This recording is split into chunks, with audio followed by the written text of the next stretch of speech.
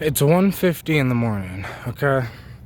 I'm out here jogging, and it's like, I was sitting there as I was jogging, and then I stopped for a second to take a breath, and I'm like right next to the hospital, so there's lights.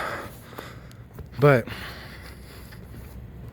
I was sitting here thinking about how I've been doing this for so long that it's just me, and that me,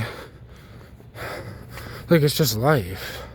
Like, me jogging at 1:45 in the morning, even though I haven't done it in a while, it's because it's like I'm training myself in cycles.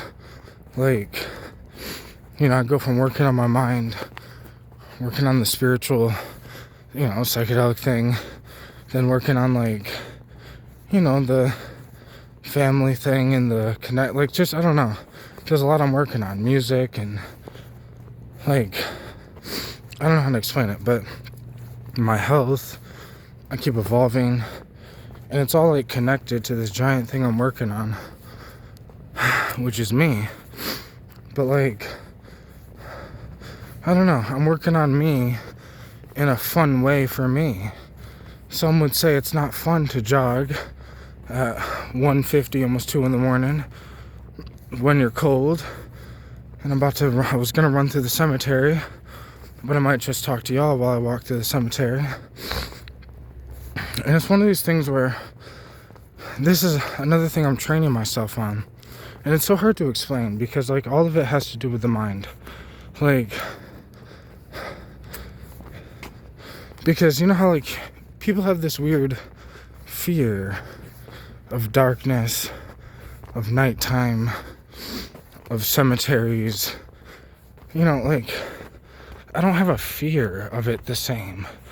And if I do, I like to train myself by facing those fears. Like, who wants to jog? Like, even though I make it look easy that I'm growing and evolving and all this shit, it's not easy. But, like, I don't know how to explain it. And, like, there's a word, I think they call it a masochist, and I'm not a masochist, or, like, someone who, like, kind of enjoys putting themselves through pain. Even though these are painful experiences, to me it's not about the pain.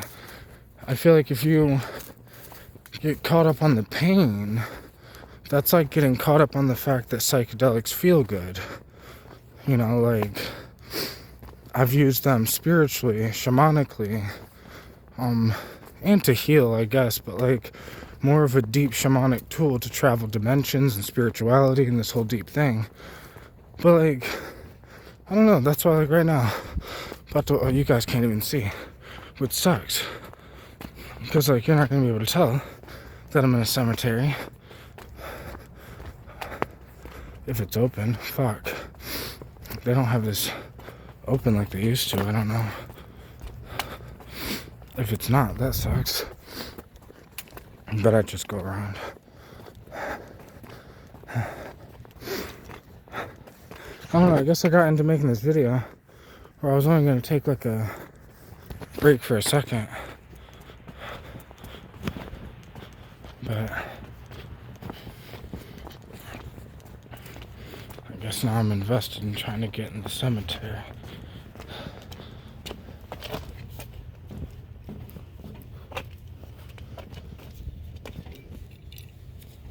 Oh. Oh.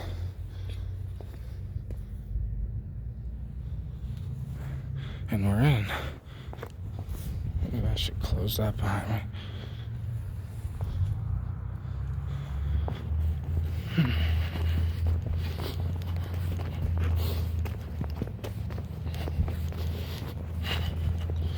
I don't know.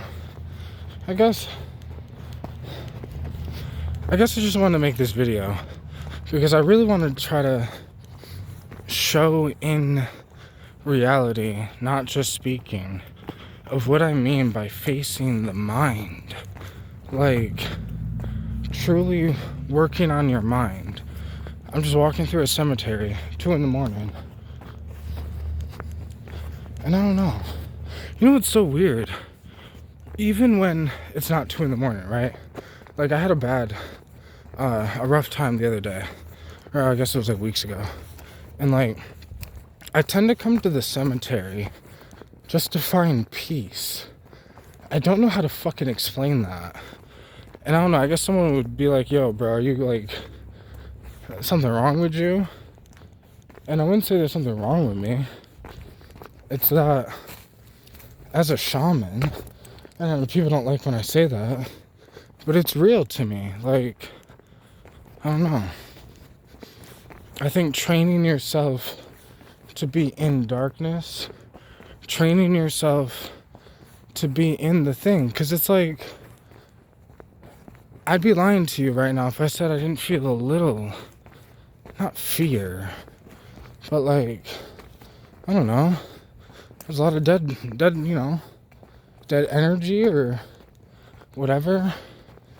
And it's this thing where I should have went to go see my grandmother, because like, obviously that energy would be better, but I don't know.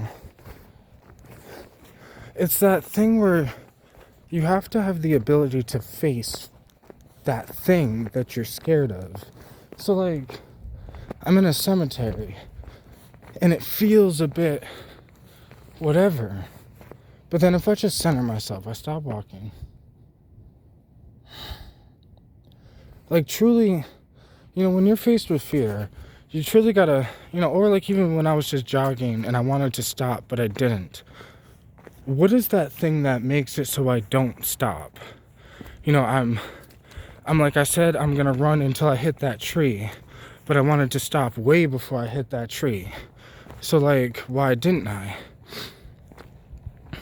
And it's like, because my will, it's like, what am I improving? What are you improving when you're facing your fears or when you're going past your limit? You're improving your willpower, your soul's willpower. Like, but also improving your mind at the same time. But they're also kind of intermingled, the mind and the soul.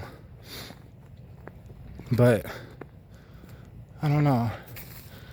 As I look up, I see the stars. Y'all can't see the stars and shit. But like, I don't know.